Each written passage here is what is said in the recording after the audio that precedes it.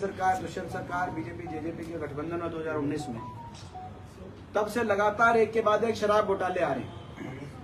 पहले खरखौदा में कोविड काल में शराब घोटाला है, गोदाम में बहुत गैर कानूनी अवैध शराब बड़े बड़े गोदाम में पकड़ी गई। उसके बाद एक्साइज पॉलिसी तोड़ मरोड़ करके किस तरीके से कोविड काल में 24 घंटे शराब वितरित किया जाए, रात को लेट तक घर घर में शराब बांटने का घोटाला सामने आया। पिछले साल सोनीपत में अवैध जहरीली शराब से कई लोगों की जाने गई और इस साल यमुनानगर अंबाला में हर साल, और केवल हरियाणा तक शराब घोटाले नहीं, पूरे देश में कहीं भी शराब घोटाले होते हैं तो उसके तार हरियाणा से जुड़े हुए मिलते हैं। और जो अभी जो शराब घोटाला सामने आया है उसमें 75,000 पेटियां गायब होने की रिपोर्ट आ रही है पुलिस के माध्यम से। 75,000 पेटियां गायब होने का मतलब ये है कि सरकार में उच्च पदों पर बैठे लोग इन शराब तस्करों के कहीं ना कहीं सरगना सरकार में ही बैठे, बिना सरकारी संरक्षण के इतने बड़े स्तर पे। आप स्तर देखिए कि पूरे देश के शराब घोटालों का केंद्र हरियाणा बन गया है।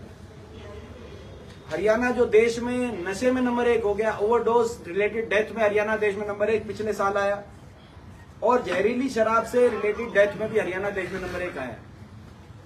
तो ये शराब के जो घोटाले चल रहे हैं, जो घोटाले खेल चल रहे हैं हरियाणा में, सब जानते हैं क्यों चल रहे हैं। और हमारी मांग है कि उप मुख्यमंत्री तुरंत इस्तीफा दें, उनका महकमा है और मुख्यमंत्री भी इसकी जिम्मेदारी ले।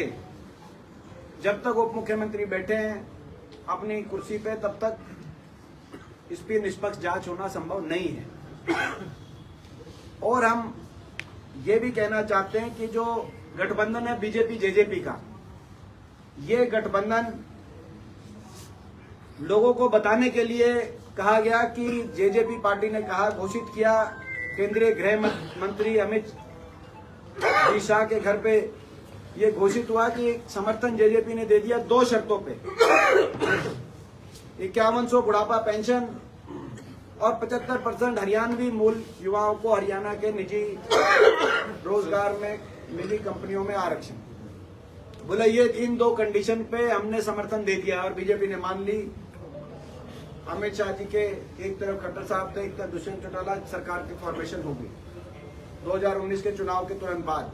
तभी हमने कह दिया था ये दोनों ढकोसले केवल भ्रष्टाचार करने की छूट के आधार पर समझौता हुआ है, केवल भ्रष्टाचार की अपनी फाइलें बंद कराने के लिए समझौता हुआ है जो फाइलें चल रही थी, और आगे भ्रष्टाचार कैसे किया जाए, बीजेपी जेजेपी आपस में मिलकर कैसे लूटे डबल इंजन से। डबल इंजन की लूट है हरियाणा में, ये समझौता का आधार था। आज हमारी बात साबित हो गई है, ना तो 5100 पेंशन आई 4.5 साल के बाद, और ना ही ये 75% का कोई कानून बन पाया। एक ऐसा कानून बनाया जो लागू नहीं हो सकता था, कोर्ट में चैलेंज होकर कोर्ट ने उसको खारिज करने का काम किया। ना कानून ठीक बनाया, ना उसकी पैरवी मन से करी। कुल मिलाकर ढकोसला, लोगों को झुंझुना, असली समझौता था भ्रष्टाचार का समझौता, हरियाणा में भ्रष्टाचार करने का समझौता। इस समझौते की पोल जेजेपी के विधायक रामकुमार गौतम जी ने ही खोल दी थी कि उन्होंने प्रदेश के सामने कह दिया था कि महकमे लेकर खोपर एकला जीमने लग रहा है। उस दिन स्पष्ट हो गया था कि क्या कोई कौन सी जीवनवारी चल रही थी। इससे खुला भ्रष्टाचार का केस मैं समझता हूं देश के इतिहास में शायद नहीं हो। तो ये स्थिति हरियाणा में एक बड़ी बात है। तो फरीदाबाद की बात है, फरीदाबाद की बात कहते हैं अपनी। फरीदाबाद में हमारी मांग बार बार हम करना चाहते हैं, हम हर बार लगातार पिछले 1.5 साल से 2 साल से मांग कर रहे हैं, मगर ये अपने हार के डर से भारतीय जनता पार्टी ने फरीदाबाद वासियों को नरकीय जीवन जीने पे मजबूर करने का काम किया है। हम लगातार पिछले 1.5-2 साल से कह रहे हैं कि एक मौलिक प्रजातांत्रिक अधिकार निगम चुनाव, देश का कौन सा वो हिस्सा है जहां निगम चुनाव नहीं किए जा रहे।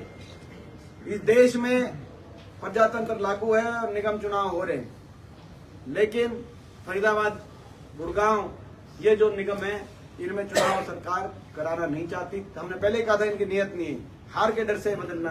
तो हमारी मांग है, आज भी मांग करना चाहते हैं, हम चुनौती देते हैं सरकार को, सरकार निगम चुनाव कराए। लेकिन हमें लगता है कि इन्होंने मन बना लिया। दुख की बात है, जिसकी वजह से आज इतना नुकसान हो रहा है।